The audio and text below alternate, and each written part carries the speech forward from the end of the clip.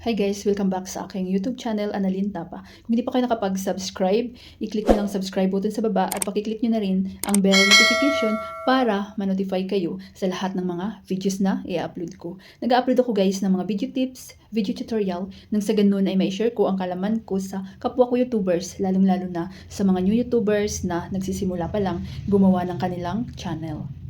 Sa video na ito guys, isi-share ko sa inyo kung ano ba yung apps na maganda para sa paggawa ng inyong mga YouTube thumbnail.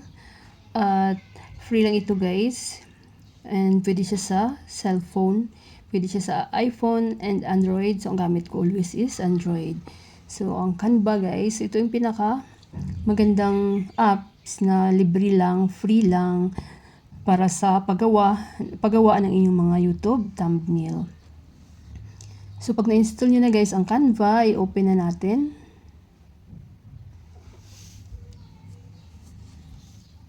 Then, wait lang natin. So, kapag bago lang kayo sa Canva, guys, so mag-sign up lang kayo gamit ang inyong Gmail or Facebook. So, sa akin is Gmail. So, mag-focus tayo, guys, sa thumbnail. Then, ang gagawin natin today, kasi nakagawa na ako ng thumbnail about travel vlog at tutorial at fitness, cooking vlog, so at kung ano pa.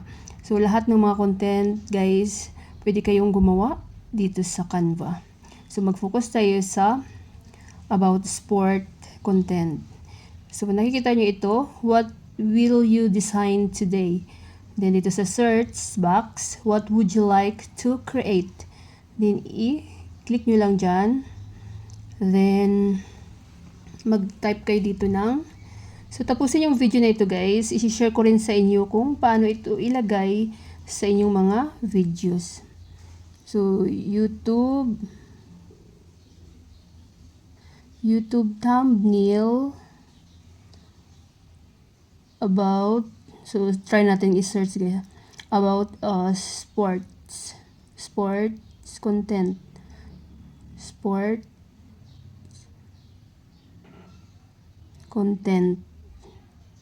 ayan, then i-go lang natin.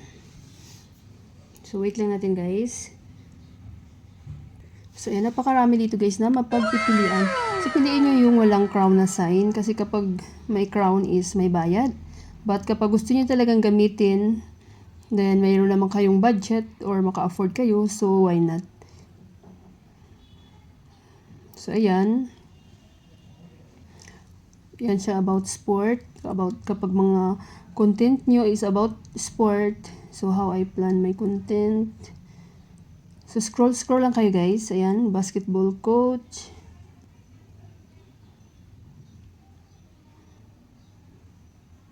Sport highlights. Ayan, super dami dyan. So, pipili tayo dito ng halimbawa ko sa inyo para alam nyo kung paano i-edit. Na palitan nyo ng sarili nyong photo or picture. So, ayan, scroll lang kayo guys. So, pipili ako dito guys ng halimbawa ko sa inyo. So, dapat may naka-ready na rin kayong mga photos about sport sa inyong mobile, sa inyong gallery. Para madali lang, para tuloy-tuloy yung ating paggawa ng thumbnail. So, maghanap ako dito guys ng halimbawa ko sa inyo. So, ito guys, halimbawa ito. So, halimbawa, yan ang piliin natin. I-click nyo yan. Then, wait lang natin. So, andito na tayo guys. Then, so, i-click nyo to guys. So, i-click nyo. Ayan. Kapag ganyan na siya, punta tayo sa replay. Hanapin nyo ang replay sa baba. Then, mapupunta tayo dito sa ating gallery. So, may naka-ready na ako ditong picture. So, halimbawa na naman ito guys, about sport. So, i-click nyo yan. So, ayan, napalitan na siya guys. Then, pwede niyo rin palitan itong text kapag may gusto kayong halimbawa sport highlights or okay na yung sports highlights. Kapag gusto yung palitan yan, okay din. Pero ito lang yung halimbawa 10 itong date. Yan, i-click nyo yan guys kapag mag-edit kayo ng text. Then hanapin yung edit sa baba. So 10 December pa yan. So halimbawa latest date. So today is 22 August.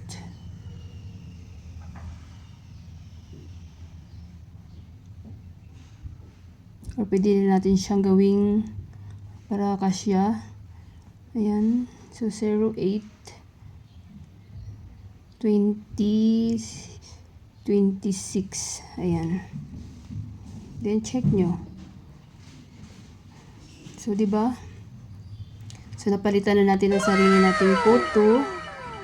Then kapag gusto yung edit ang text, so what's now, okay na yan guys. So kapag i-edit nyo ang text, so i-click nyo lang din, click nyo edit.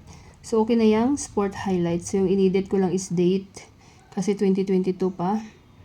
Then pag okay na kayo, so i-click nyo to guys sa taas, itong arrow pababa, click nyo lang yan. Then wait lang natin. So kagandahan dito sa Canva is ang bilis niya rin ma-save or ma-download.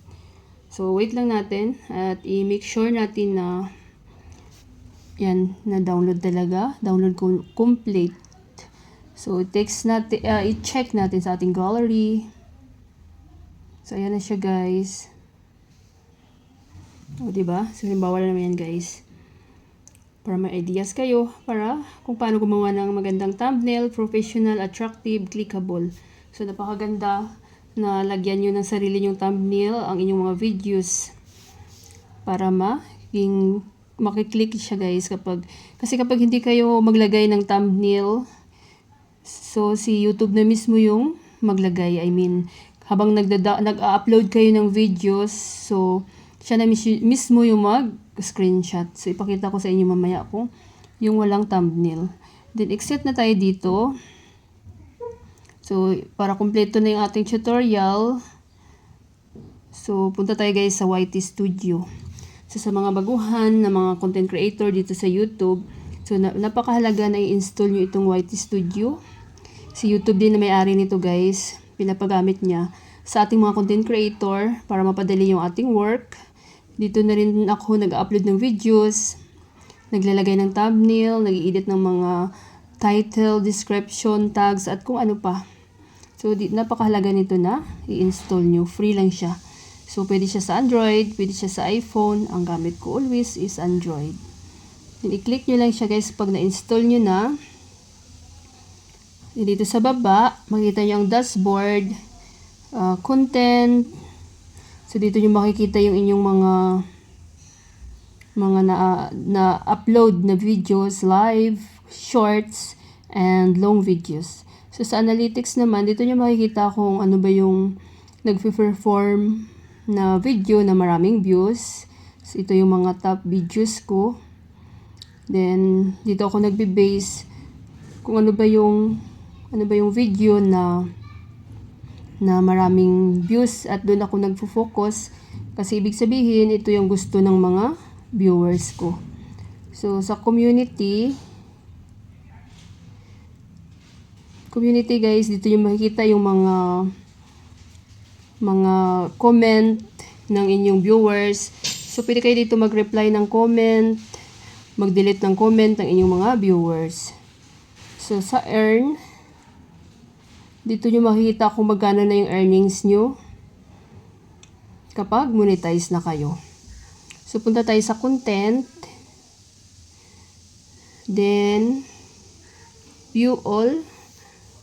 So, ito guys, may mga thumbnail na itong aking videos. So, pwede rin kayo gumawa guys ng thumbnail sa CapCut.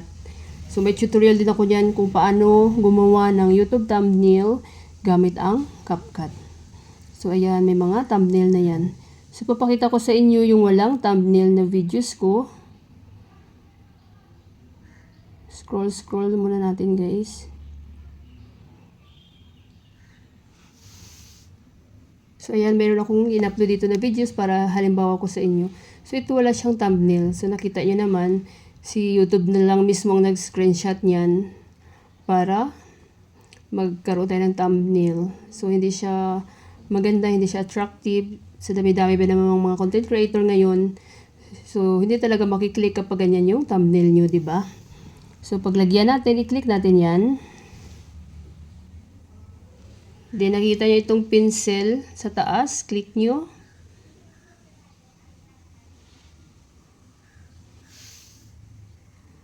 Then, ito uli yung pencil. So, ayan. So, kapag bago lang kayo guys, wala pang thumbnail talaga. Either makikita nyo dito custom thumbnail or change. So, yung mga lumang thumbnail nyo rin, pwede nyo rin siyang ipalitan. So, i-click nyo itong change or makikita nyo dyan custom thumbnail. Then, mapupunta na tayo sa ating gallery. So, ito na yung ginawa nating thumbnail sa Canva. So, i-done nyo.